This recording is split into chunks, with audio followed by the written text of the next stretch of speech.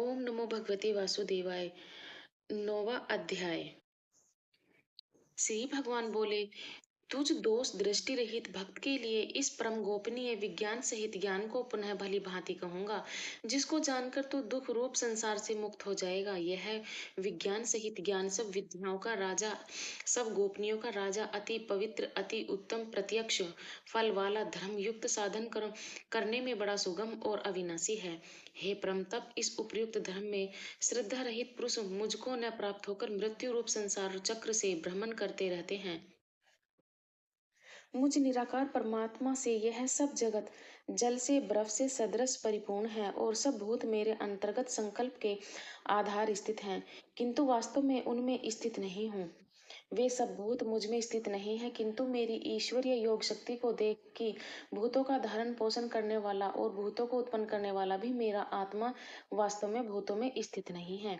जैसे आकाश से उत्पन्न सर्वत्र विचरने वाला महान वायु सदा आकाश में ही स्थित है, वैसे ही मेरे संकल्प द्वारा उत्पन्न होने से परि संपूर्ण भूत मुझ में स्थित है। ऐसा जान हे अर्जुन, कल्प के अंत में सब भूत मेरी प्रकृति को प्राप्त होते हैं, अर्थात प्रकृति में लीन होते हैं, और कल्पों के आदि में उनको मैं फिर रचता हूँ। प्रकृति को अंगीकार करके स्वभाव के बल से प्रतंत्र हुए इस संपूर्ण समुदाय को बार बार इनके कर्मों के अनुसार रचता हूँ। हे अर्जुन, उन कर्मों के आसक्ति रहित और उदासीन के सदृश स्थित मुझ परमात्मा को वे कर्म नहीं बांधते। हे अर्जुन, मुझ अधिष्ठता के सकाक से प्रकृति चराचर सहित सर्व जगत को रचती है और इस हेतु से यह संसार चक्र घूम रहा है। मेरे परम भाव को न जानने वाले मूढ़ लोग मनुष्य का शरीर धारण करने वाले मुझ संपूर्ण भूतों के महान ईश्वर को तुच्छ समझते हैं, अर्थात अपनी योग माया से संसार के उद्धार के लिए मनुष्य रूप में विचरते हुए मुझ परमेश्वर को साधारण मनुष्य मानते हैं।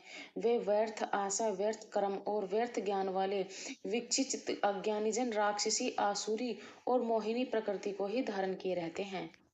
परंतु हे कुंती पुत्र, देवी प्रकृति के आश्रित महात्मा जन मुझको सब भूतों का सनातन कारण और नाश रहित अक्षर स्वरूप जानकर अनन्य मन से युक्त होकर निरंतर भजते हैं।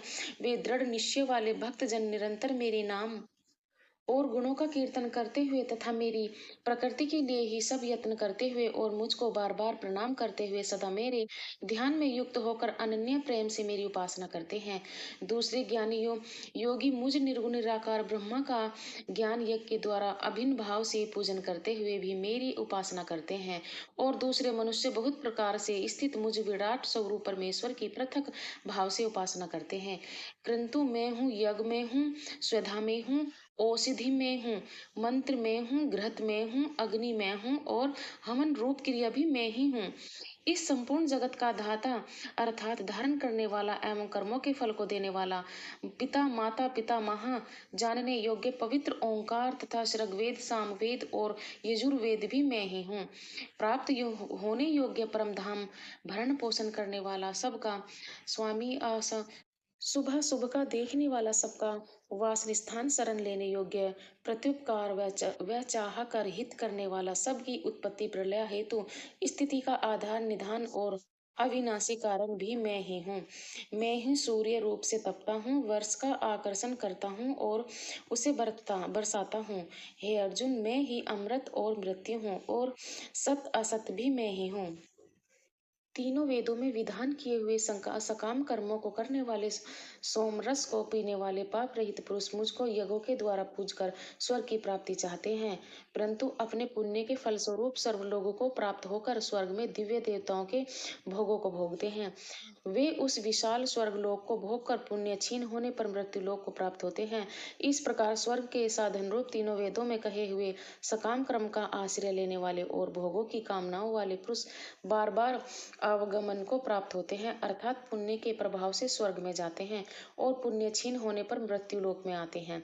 जो अनन्य प्रेमी भक्त जन मुझ परमेश्वर को निरंतर चिंतन करते हुए निष्काम भाव से भजते हैं, उन नित्य निरंतर मेरा चिंतन करने वाले पुरुष का योग क्षेम मैं स्वयं प्राप्त कर लेता हूँ। हे अर्जुन, यद्यपि श्रद्धा से युक्त जो सकाम भक्त दूसरे देवताओं को पूजते हैं, वे भी मुझको ही पूजते हैं, किंतु उनका वह पूजन अविधि पूर्वक अर्थात अज्ञान पूर्वक है।